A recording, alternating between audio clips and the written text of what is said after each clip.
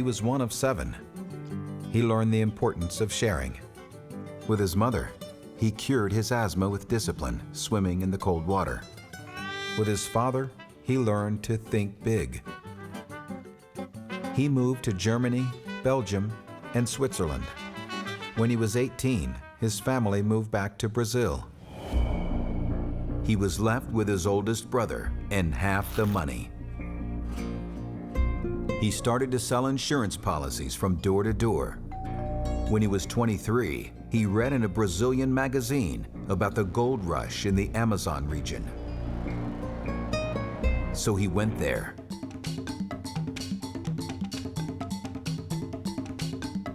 Two jewelers have lent him $500,000 to buy gold there. After 15 months, he traded $60 million and made a $6 million profit.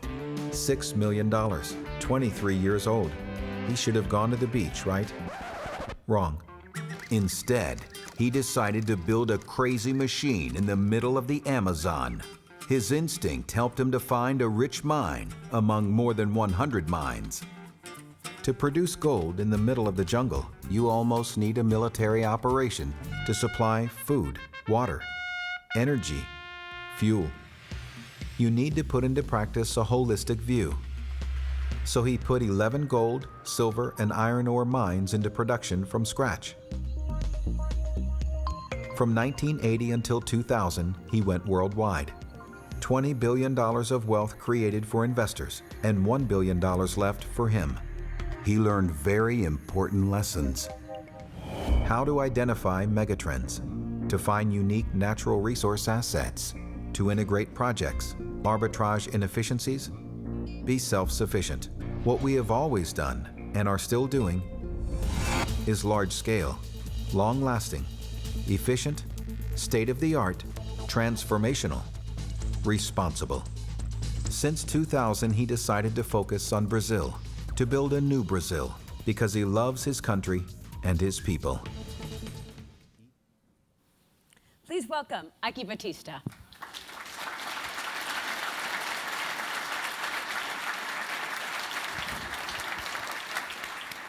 Eike, it's great to see you. I enjoyed that video so much because it showed you really when you first started out and how you embarked on a career and kept going. How tough was that? Well, it was tough. First of all, thank you for having me. Very nice, pleasure. Well, I guess education forges you. And, you know, traveling around with my parents to Europe and then coming back, or my parents coming back and me living in Europe with half of the money, it's stress and stress, which I think is important for the younger generation. We pamper our kids too much. So I think for me, it was the initial phase, which, you know, I had this incredible will to be financially independent. I mean, I wanted to be financially independent and looking for opportunities. The gold opportunity was when it arose, I did what I did. And today, you know, mining, logistics, in a country, Brazil, that is allowing me, would allow you also, thanks that most people are only coming now. They allowed me 10 years in advance. Would allow you to build nation building. Brazil is a country the size of a continent, and we have resources that you Americans had at the turn of the century. So we lived through incredible crises. In '84, we had our democracy back. You know, we had 20 years of military regime. And between 1984 and 97, Brazil went through 10 crises. All, you know, we were sometimes in Switzerland, sometimes in Bangladesh. And in 97, Brazil did the bank reform, what you in America did in 2008. And Europe has to do it now. So when people speak about Brazil being the country of the future, amigos, we are the country of the future since '97. Mm-hmm.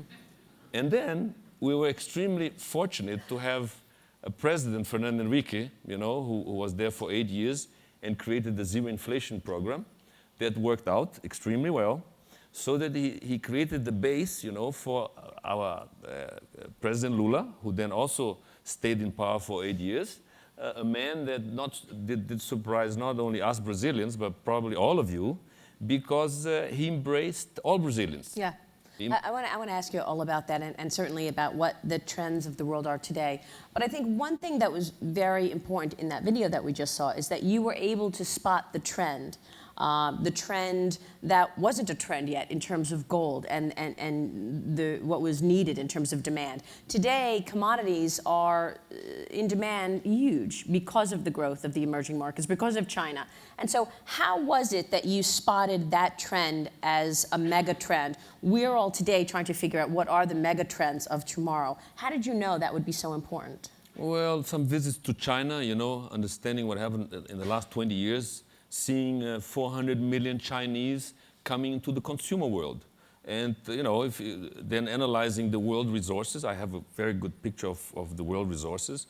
Brazil is one of the countries that can match the Chinese demand, You have a big dragon on the other side of the world eating everything you can imagine. Food, iron ore, so it's a good timing.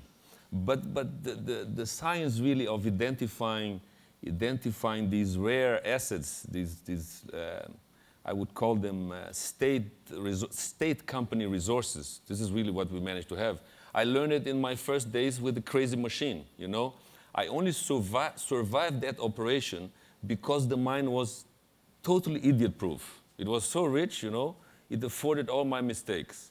I obviously underestimated diseases, logistical issues, technical problems. I mean, if you build something in the middle of nowhere, you have to get your own water, your own food supply, your health issues, mechanical problems. If you don't have a drop of oil, your machines won't work. So it's perfect background logistics for these things to happen. This thing looks like the moon landing machine, doesn't it? So, but it was in the middle of the jungle, so very complicated. The other big challenge that I had in Chile, let me show you the Chile operation, is at 4,000 meter altitude. I had to bring water from 200 kilometers, power from 150 kilometers. The thing was involved in 150 legal lawsuits. And I really learned to tackle all this and manage it. And that's from where I created my 360-degree way of doing business, which includes the social and environmental part big time. Mm-hmm. I want to ask you about that because I know you have a very comprehensive way of approaching your business, and that is this 360 vision. Talk to us about why all of these pieces are so important. I believe that if I fail in one of them, my project, I won't go into the zone, which I call in the zone you get when you're able to really perform on all these different disciplines in a perfect way. It's a holistic vision of everything. These projects are multi-billion-dollar projects. As I said, Brazil has allowed me to play Monopoly. So if you want to play Monopoly in the big way, in the right way, with rich assets, you have to really be very diligent. And one of the components of that is people and teams and keeping in touch with your people. Let's talk a little about how you do that. You tweet. How is your social media presence? Talk to us about what you're trying to accomplish when you're tweeting. You're tweeting to your employees, to just all of your followers. What are you trying to achieve when you're tweeting in terms of reaching your people in this 360 vision? Well, we share and care. Sharing, I think I use a different model. Although I'm a public company with one class of shares, management gets owner stock, which I think is very different than any other structure I know in the world. They get it over a 10-year period. But what's most important, you don't create wealth over a quarter. I mean, I see this way in America. You want to make money in a quarter. The fast project is 3 years. Take 5. So people should start getting their bonuses after the 5th year. I think America has to change. 50 years. You're saying think long term. 5 years. 5 years, okay. yes. 5 years. You're saying think long term and not worry about the quarterly meeting expectations in terms of analyst targets quarter to quarter. Yeah, listen, even our friends here at Google, I mean, Google had 5-7 years of angel investors, funding it for very long. So was Facebook, same story. You don't create wealth in a year's time, I refuse to remunerate first of all, they understand what I'm doing and they understand that the wealth will be created after the 5th year. So everybody joins us, and I share big time. I mean, I learn to share, and when we build our projects, I say maybe the most important thing is our success of having put 120 environmental licenses in multi-billion-dollar projects was that we think locally and in a way that as our projects have a big influence on the surrounding cities, Just an example of our superport. We're building Brazil's largest, South America's largest superport, a bridge to China, a bridge to the world. And there's a 30,000 people city 20 kilometers away. There's another 450,000 people city 45 kilometers away. And we feel, we check with all stakeholders, meaning before we really started the project, we talked to 1,500 stakeholders, the priests, the different priests of the different religions, the fishermen, the farmers, I mean, everybody. And if you don't win 80% of their hearts, projects like that don't happen. And I spend the money in advance. So we build, for the fishermen, we build a multi-million-dollar warehouse. So, and not only build the warehouse, I also teach them how to make more money. So they can come with a fresh fish, freeze it for a while, and then sell it in the internet to the restaurants in Rio de Janeiro. So it's a full integration, bringing the surrounding environment, which includes people. It's all about people. And you're allowing those people to know that they have a stake in it as well. And that's how you're getting their buy-in. You should see the farm projects that we have, and it's a power project in the north of Brazil where there was a family, 100 families were living out of the garbage dump. And so see, we saw this and said, listen, I'm responsible for this. I can't have this in the surroundings of our project. And so we built them houses, schools, I mean, everything. And we taught them to plant vegetables. Now, instead of eating the vegetables that people throw away in the garbage, they're growing. They're selling it to the same people that they used to. So it's a beautiful project, and we feel responsible to give them the rod, not the fish. I want to ask you more about the Superport and, of course, how you see the world today. But let's start from the beginning, or sort of way back. You said Brazil has gone through so many crises, and of course you are growing up, then becoming a businessman, dealing with these crises. Give us your way to deal with those crises. How did you respond when you actually saw that things were very tough? Maybe it was going to be tougher for you to make money. Maybe things did not go your way, all the way in the beginning. What gave you the drive to keep going and to actually identify these growth paths? Be brutally efficient, and look for low-cost assets. This is when you always survive. This is very much, it has become our culture. Be very disciplined. It's a Brazilian company that bought Anheuser-Busch. Anheuser-Busch in the US, and they had theme parks and God knows what, right? So InBev. Yeah, InBev, yes, that owns today. We also bought Burger King. It was a great outfit. We bought it for $4 billion, and the thing is, if we work on management like we do Brazilian style, because we used to live in war in Brazil. Between 1984 and 97, I mean, this was from hand to mouth. So 7 crises, my message to all of you is that mankind always will find a solution. This is what I lived in Brazil so many times, a big country, maybe not so big in your vision, but when you live through so many crises, you get vaccinated. I mean, just another one. So it was the tough times. It was the tough times that made you stronger and made you believe that since you got through the last one, you can get through the next one. Yes. Yeah. What was your toughest day? My toughest day? Yeah. Well, you know, flying over the Amazon jungle with bad weather when you didn't know, you know, plane with no radar, nothing, not knowing where you're going to land, it was tough. Yeah. How about in business? When you look back, when you look back, what were some of the tough times that you needed that strong will, that you needed some optimism to get through it? And how did you do it? Raising money for South America. I mean, for two decades, we were thrown into the garbage, literally. And that's why, if you see the chart, I mean, I made my investors $20 billion and was left only with one, which is not so bad. But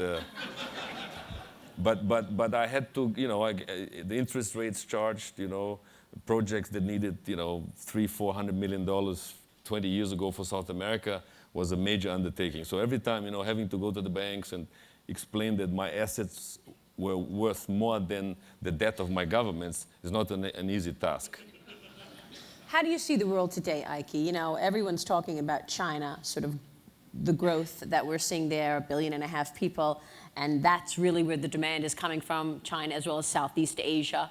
Do you think that is still as strong a story as it was just a few years ago? Because, of course, everyone today is talking about a global economic slowdown. What's happening?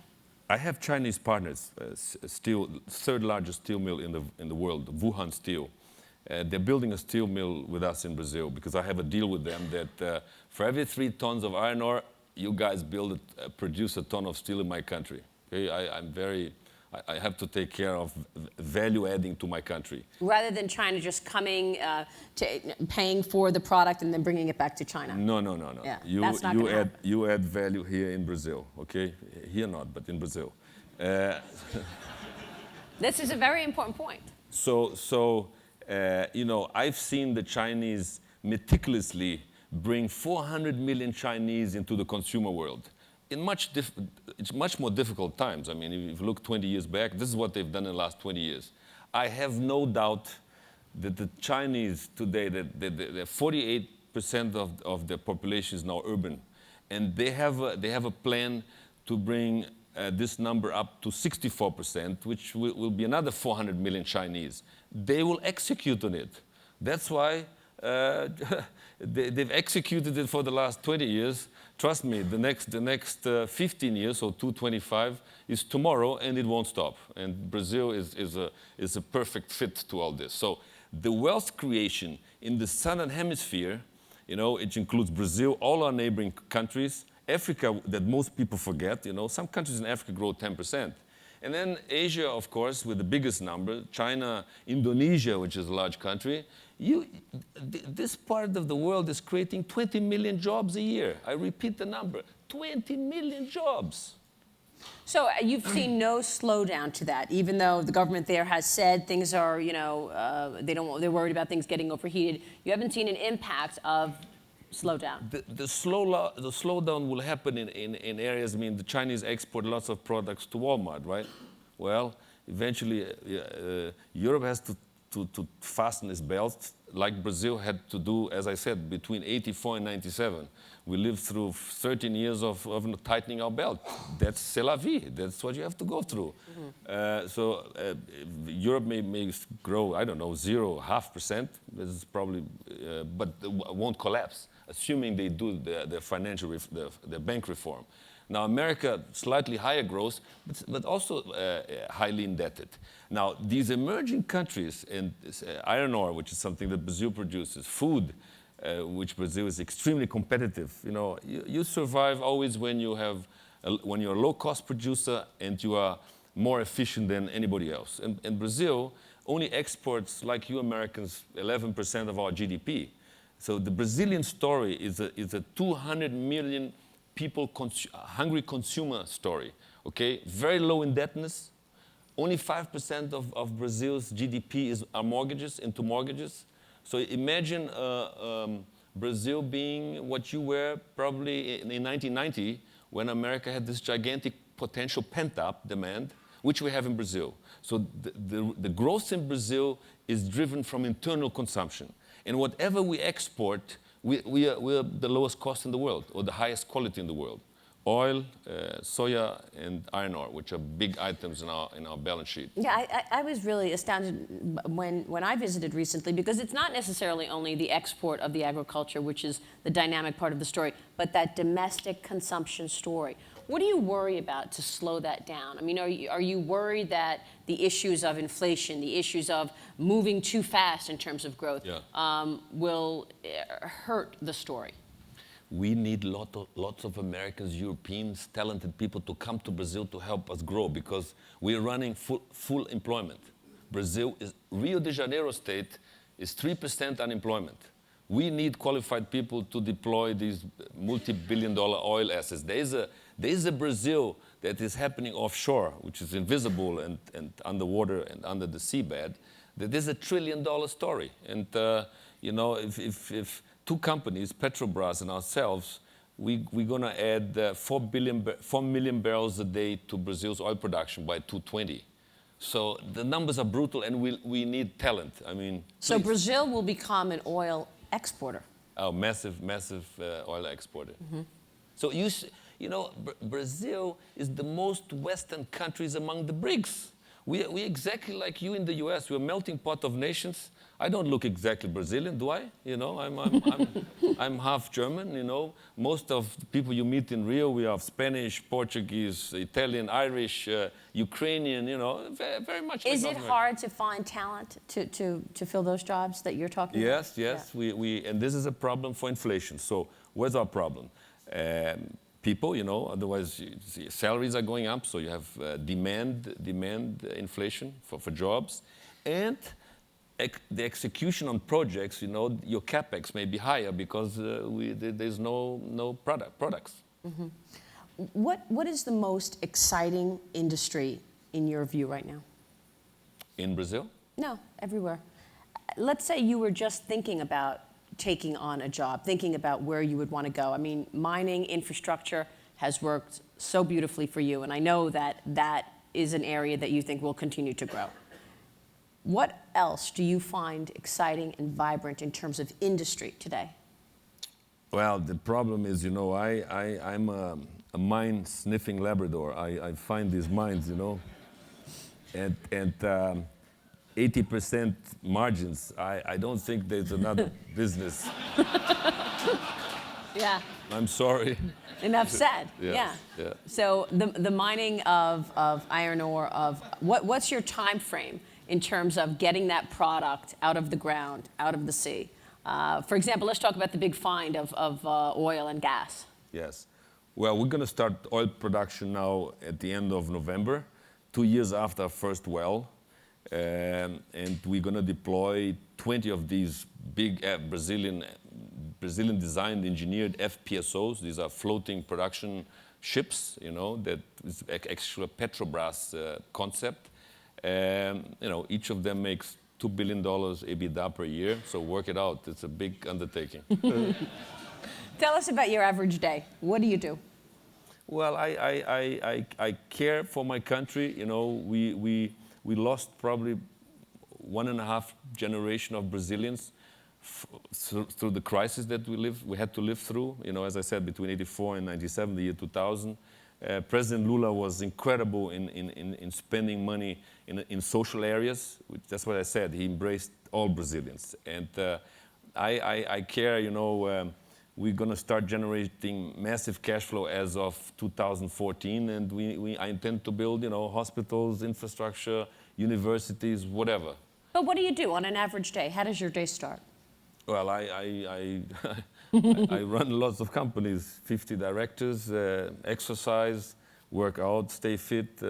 I'm extremely well informed. I follow mega trends, you know, around the world, because during my gold days of building my gold mines around the world, I was global before globalization. This was in the 80s.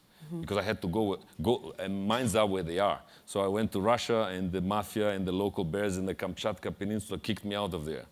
I went to Greece, and you know, the Greeks, I knew it before. After spending $330 million, the Greeks kicked me out, you know. So why did everybody kick you out? Because jurisdiction, you know, Just the example on Greece, it was a mining project that was running for 30 years, and it was an international auction by the government. So what would you expect? You expect that at the end of your feasibility study, at the end of your $330 million, you're going to get the mining license, right?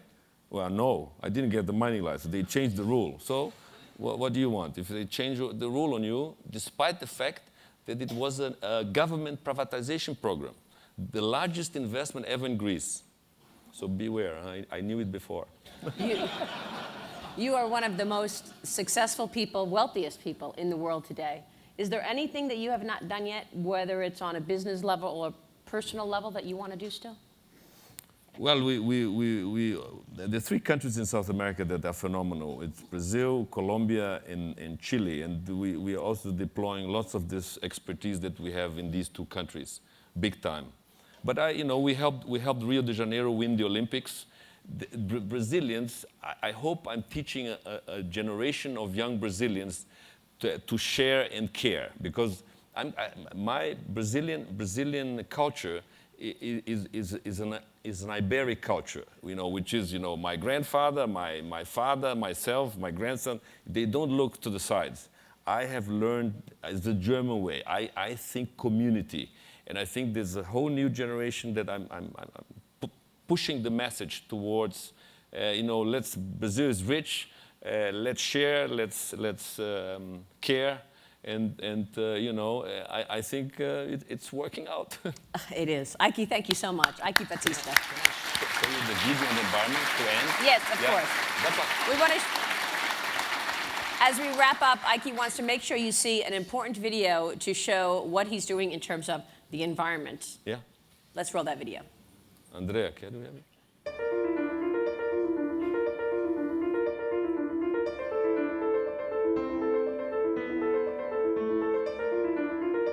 A group that is born in a place like this is born to love life. We are friends of nature. We respect small communities. We know what makes us humans. But we go beyond. We stimulate education. We promote dignity. Each day, mankind demands more. The iron that holds a bridge. Bridges connect families. The oil that moves machines. Machines will carry loved ones. The energy that lights an entire city. Energy will lead us to better places. Assets that are not given, that are necessary to human development. But our job is to deliver this wealth, to be responsible, to be sustainable, to lower impacts, discover new and modern ways to obtain these assets. Our mission is to do more because we care more. We are EBX Group.